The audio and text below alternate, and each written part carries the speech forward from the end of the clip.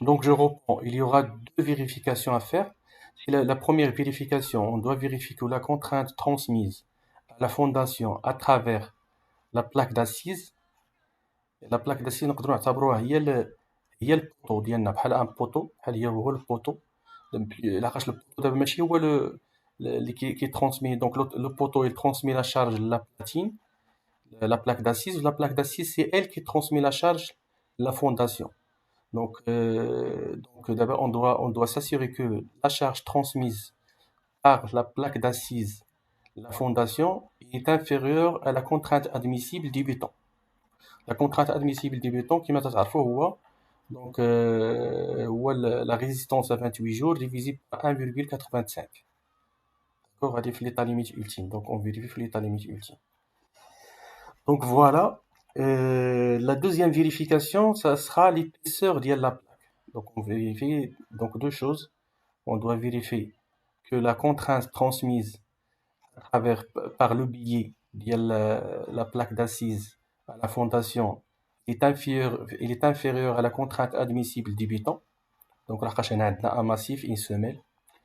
Deuxième chose à vérifier, c'est dimensionner ou la vérifier l'épaisseur de la plaque d'assise.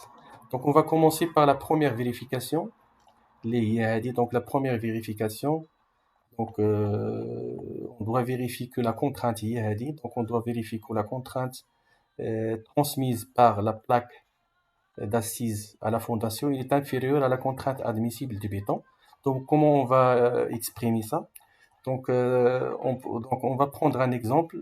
Voilà une plaque d'assise qui fait 350 mm sur 350 mm avec une épaisseur de 20 mm. Donc, attaché, il est fixé à la fondation par le biais de 4 tiges d'ancrage et les écrous, bien sûr, le four, qui se trouvent à l'extérieur des poteaux. Donc, c'est bon, dans ce cas-là, c'est une articulation, on n'a pas de moment à transmettre. Là, on dimensionne le cas d'un petit poteau articulé. Donc, on n'a pas de moment pour, euh, pour être clair, faire le point. Voilà l'équation à vérifier. Donc, d'abord, les dimensions. Le poteau qu'on a choisi, c'est un poteau 203 46. Donc, c'est le catalogue des profilés anglo-saxons. Donc, on va pas s'intéresser le, le, le, le, le catalogue. C'est un profilé HEA. On peut dire que c'est un HEA 200. L'équivalent de HEA 200 في الكتالوج français. D'accord? Donc, on considère que le béton a une résistance de 25 mégapascal, newton par millimètre carré, c'est mégapascal.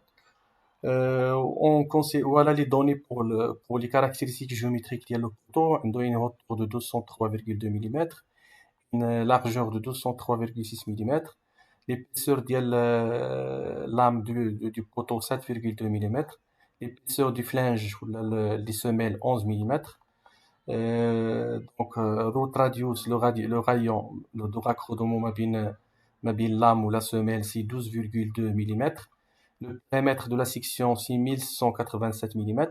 Ou la section de profilé, c'est 5882 mm. قاعدوا إلا مشينا ل HEA 200 غادي نلقاو هاد لي كاركتيرستيك هادو، ولا قريبين ليهم. هنا كاينه بتي ديفيرونس ديال 3 ملم، غادي نلقاو هاد لي كاركتيرستيك كلهم إلا مشينا ل HEA 200. Donc, voilà. Donc, voilà, عندنا les caractéristiques دابا le béton, عندنا les caractéristiques géométriques ديال le poteau. On procède à la première vérification. Donc, la section ديال la plaque d'assise اللي هي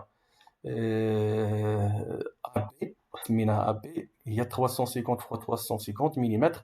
Donc, ça عندنا 122 500 mm carrés. هذه il doit être donc la contrainte égale donc je vais écrire ici باش main levée. donc قلنا la contrainte ماشي هذه، غادي نكتبوا main levée. فين هي main levée crayon؟ voilà. قلنا donc si la contrainte égale donc la force اللي هي